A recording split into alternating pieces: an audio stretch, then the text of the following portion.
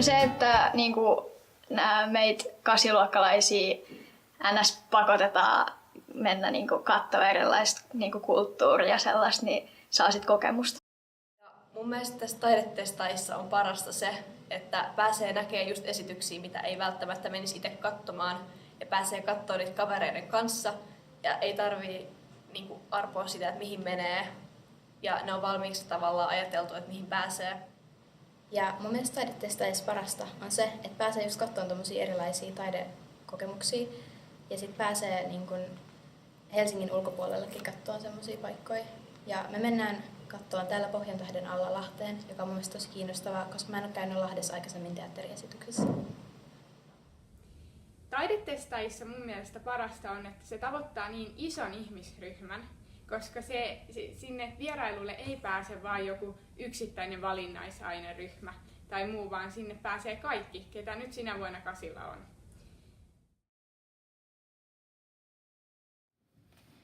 Eli me käytiin katsoa Varkauden teatterissa 100-vuotias, joka hyppäsi ikkunasta ja katosi. Joo. Ja se kokemus oli tosi yllättävä, koska se niinku ei oikeastaan kuulosta hirveän mielenkiintoiselta se nimi, kun sen kuulee ekaa kertaa. Mut sit kun me mentiin kattoo sen, niin sit se oli tosi semmoinen just mielenkiintoinen ja siinä oli hauskoja kohtia paljon. Ja se oli vaan semmoinen tosi mukava. Niin oli. Ja taidetesteissä on ehkä parasta, kun me päästään eri kaupunkeihin, tutustuu erilaiseen taiteeseen. Niin kuin nytkin me mennään Helsinkiin kattoo orkesteriesitystä, niin se on tosi erilaista ja kivaa. Käytiin siellä backstagella ja niinku siellä kulisseissa ja se oli äärettömän niinku hienoa. Niinku, siellä oli kaikki niinku, vaikka sateenvarjot ja kahvimukit ja kaikki tällaiset tietyissä paikoissa. Ja se oli ne oli järjestelty niin, joo, ja se oli yllättävän sekavaa, mutta silleen ei. Kind of. Se näytti sekavalle, mutta kaikilla oli tarkoitus, että jos se olisi vaikka niinku väärällä pöydällä, niin kaikki saattaisi mennä ihan pilalle. Et minä kuuntelin, että muutamat teidän koulupojat puhuu siinä silleen, että pitää käydä useammin teatterissa, jos tää on tällaista. No niin, siis ne oli tosi, aluksi ne oli semmoisia, ja ne niinku tuskaili siitä koko niinku bussimatkan ja... Mut joo, eli siis kaikki oli niinku oikeastaan aika vissiin ollut positiivisesti yllättyneitä sit, kun olette tulossa takaspäin. No joo, no. Et oliko siellä bussissa vähän eri meininki sitten? No joo, sitten kaikki niinku puhui niiden lempihahmoista ja kaikista tällaisista. Se oli niinku ihan täysin käännös siitä itse matkalla menosta.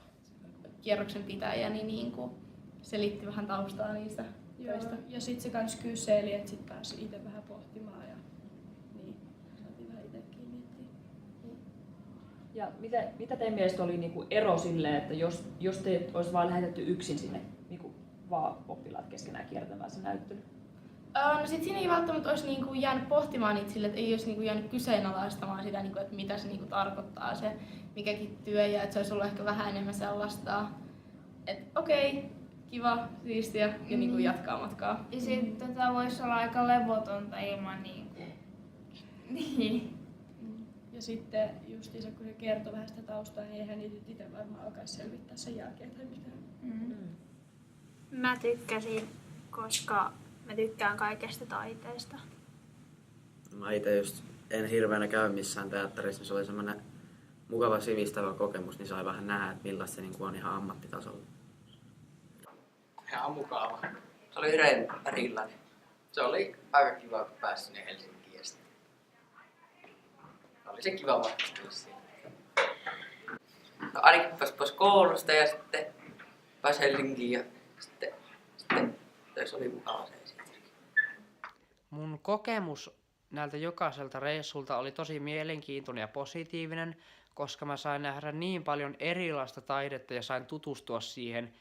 Ehkä mä oon joskus ennen kuullut tällaisesta ja tiennyt, että tällaista on, mutta mä en ole ikinä päässyt kokemaan sitä ja oikeasti näkemään sitä.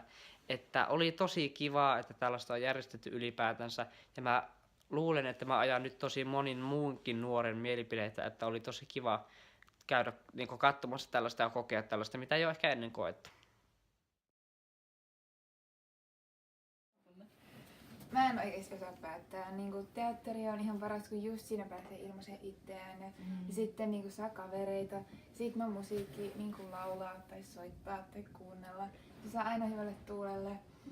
Ja sitten esim. Kun mä soitan viulua, niin sit jos katsoo niitä nuotteja, niin ekana niin ajattelin, että mä en ikinä tule oppia tätä. Mut sit yhtäkkiä niin sormet rupeekin menee silleen tosi nopeasti, niin se on niin palkitsevaa. Mä en harrasta tavallaan mitään taiteita, mutta mä tykkään laulaa ja piirtää tosi paljon. Ja taiteella on tosi iso merkitys mulle, koska sen avulla mä voin ilmaista itteeni. Ja koska taiteessa ei ole mitään niinku rajoja tai tosi tiukkoja sääntöjä, niin sillä voi tehdä niinku mitä vaan.